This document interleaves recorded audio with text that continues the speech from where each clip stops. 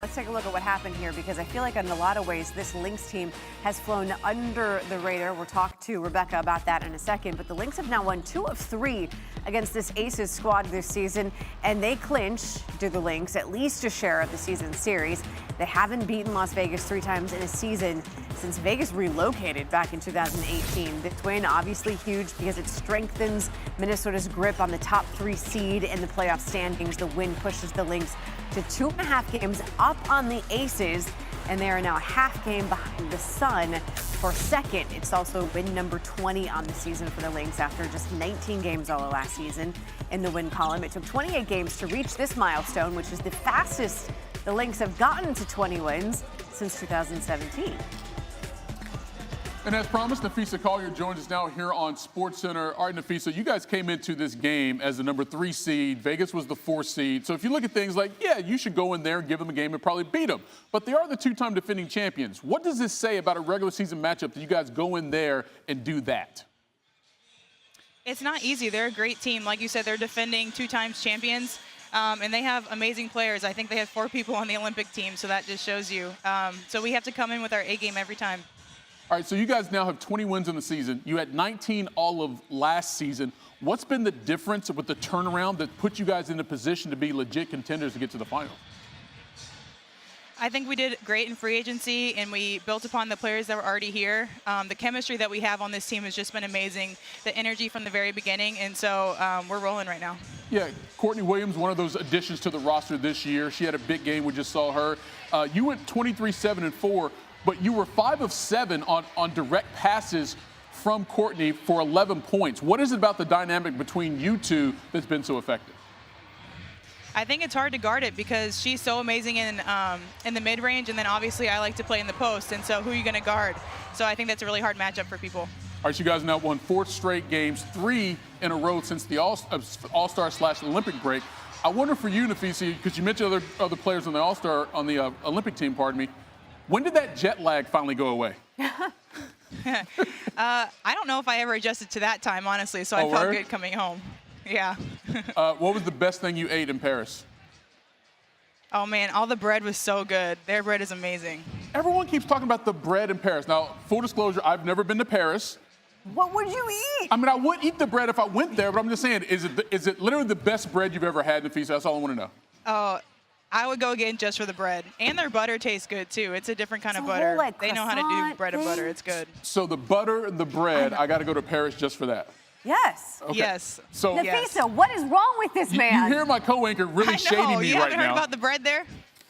She's you gotta go. Look, not everyone can go all places. I didn't get to play for Team USA, Napheesa. I'm just saying I got to pay to go. You know what I mean? It's a little different for me. Next vacation, go there, just eat the bread. Don't see the Eiffel Tower. Just go to all the bakeries. Just go for the bread. All right, you and your team going for the bread tonight, getting this win against Vegas. You'll take them on again at home coming up on Friday. Napheesa Collier, thanks so much for kicking with us here on SportsCenter. Thank you, guys. Rebecca Lobo is here now. So the difference maker for this team tonight against an Aces team that was fully loaded, full strength. What was it? I mean, Minnesota did tonight what we've seen them do throughout the course of the season that's given them so much success.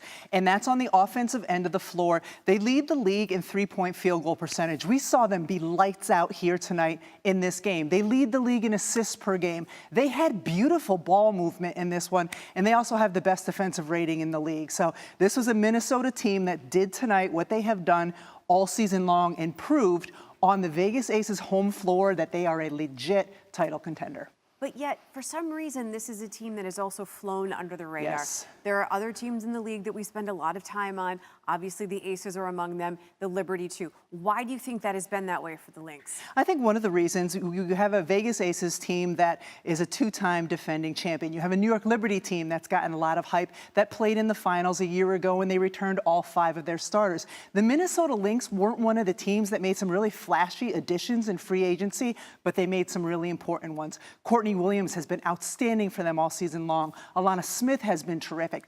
This team has incredible chemistry, and it's reflected in the way they share the ball. It's reflected in how they shoot the ball. I mean, you saw so many possessions tonight where they passed up a good shot for a great shot. They got to the perimeter, and this young woman, Courtney Williams, can be unguardable in the mid-range game. She is so good going off of the bounce, using screen and roll situations, elevating and scoring. And then her rest of her teammates are so good at sharing the ball, as is she. They're a terrific catch and shoot team, and because they're so unselfish, they get a lot of those catch and shoot opportunities. And it was good for a 98-87 win tonight on the home floor of the opposite team. That is Rebecca Lobo joining us.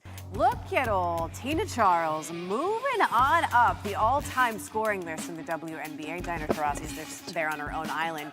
But now it goes Tina Charles, then Tina Thompson. Those two, as in Diana Taurasi and Tina Charles, sharing a moment in the game as Charles just has a couple of points to move up there into number 2. Dream up 14-4. That doesn't matter.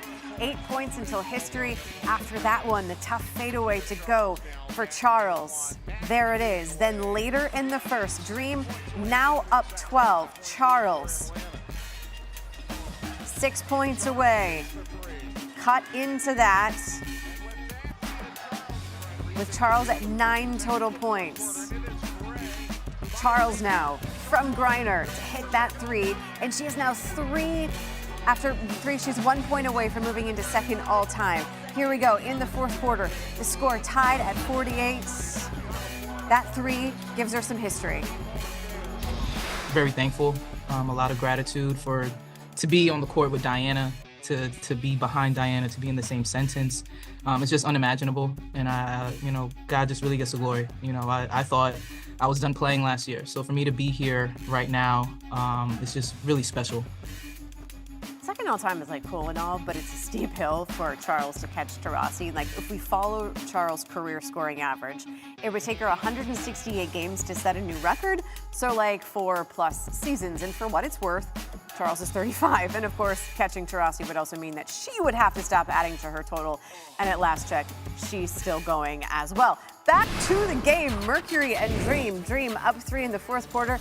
There's Charles fighting Maya Caldwell. We'll give, we'll go. Dream up 53-48. Then Alicia Gray gets in on Tina Charles. That pass was tremendous. Dream up 9. Then Ryan Howard. Dream up comfortably with that 11-point lead. Tough one. Airballs that. Gray there for the rebound. Gets it in. Dream go up 13. Gray, by the way, 21 points. Howard, call that the dagger. Dream get the win 72-63 on Charles. Big night.